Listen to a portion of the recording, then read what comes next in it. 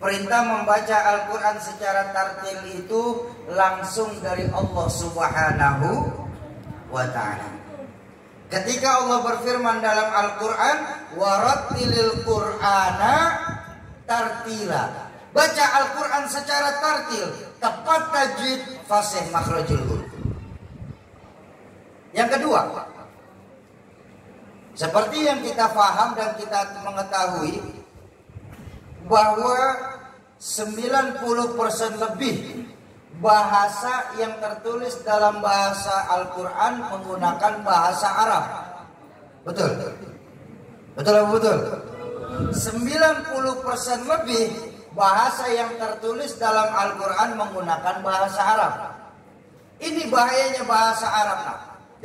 Bang, dalam bahasa Arab kita salah pengucapan bisa mengakibatkan salah pengartian. Ini baru bahasa Arab, belum Al-Quran. Contoh, nama saya yang diberikan orang tua saya, Hadratul Syekh Izainuddin MZ, adalah Syauqi. Terdiri dari huruf Shin, Waw, Qaf, dan Ya. Kalau orang tepat memanggil nama saya dengan huruf hijaiyah, nama Syauqi, nama saya mempunyai arti kerinduan. Tapi ketika ada orang yang memanggil saya dengan nama Sauti menggunakan huruf Sin, sudah beda arti itu, Pak. Apa? Pasar. Jauh sudah. Pun ketika ada orang yang memanggil saya dengan nama Syauqi, benar Shin, tapi belakangnya Kaf, sudah beda lagi artinya. Apa? Duri. Satu pelafazan, tapi karena tidak fasih mengakibatkan salah pengartian. Atau yang sering kita kena nih di Samarinda nih, Pak. Maaf sekali, maaf, saya minta maaf Tuan Guru. Ketika bersyahadah, Bapak Ibu, abang-abangku, adik-adikku, kalimat asyhadu dengan asadu ataupun asyadu itu jauh berbeda. Kalau asyhadu, saya bersaksi, ini tepat, asyhadu. Tapi kalau dibacanya menjadi asadu, jadinya singa. Pun ketika membacanya dengan kalimat asyadu, nggak ada haknya di sedalam, maka jadinya lebih berat. Tuh bahayanya tuh. Maaf sekali, maaf. Berapa banyak dari kita, Pak, ketika bersyahadah diajak sama imam sholat, membacanya tuh kita enteng-entengin, kita ringan-ringankan. Pikiran kita sama saja, akhirnya kita baca syahadah.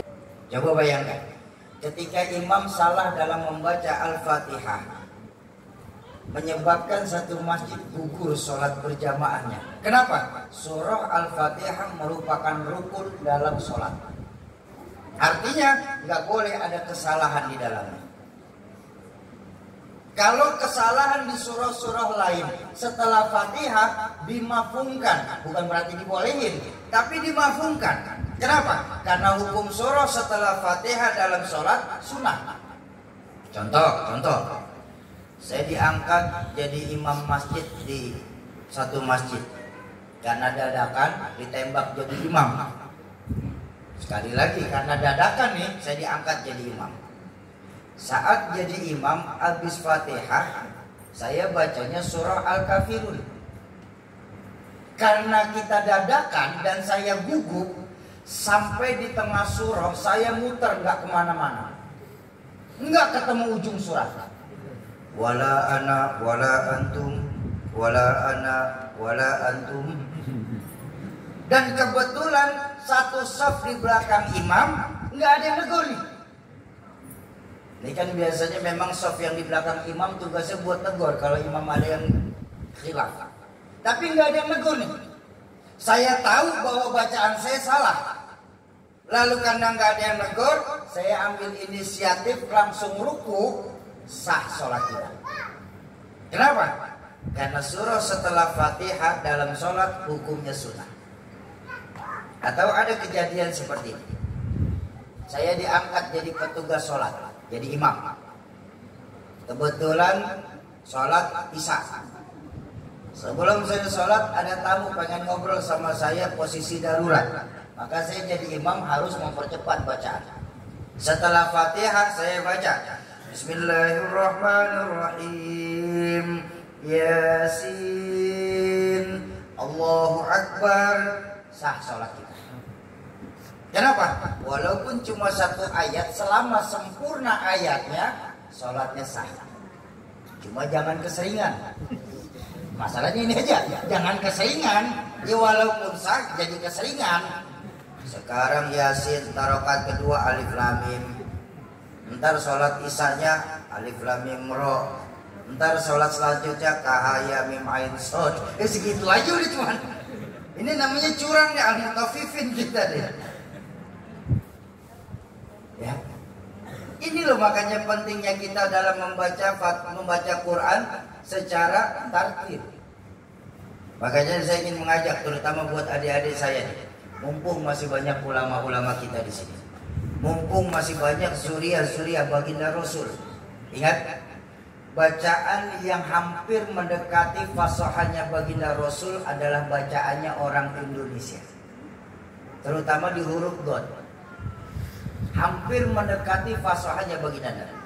Itu sebabnya kenapa qori-qori kita selalu masuk 3 besar dalam membaca Al-Quran, perlombaan membaca Al-Quran. Karena ada ambil dari fasahanya. Nah, makanya mumpung masih banyak guru-guru kita, ayo kita perbaiki lagi. Syauki, saya kan nggak pernah jadi imam Syauki. Iya, di masjid. Tapi ketika bapak di rumah, bapak wajib menjadi imam bagi anak dan istri. Kalau bacaan sholat Fatihah bapak tidak sah, maka satu rumah gugur sholat berjamaah.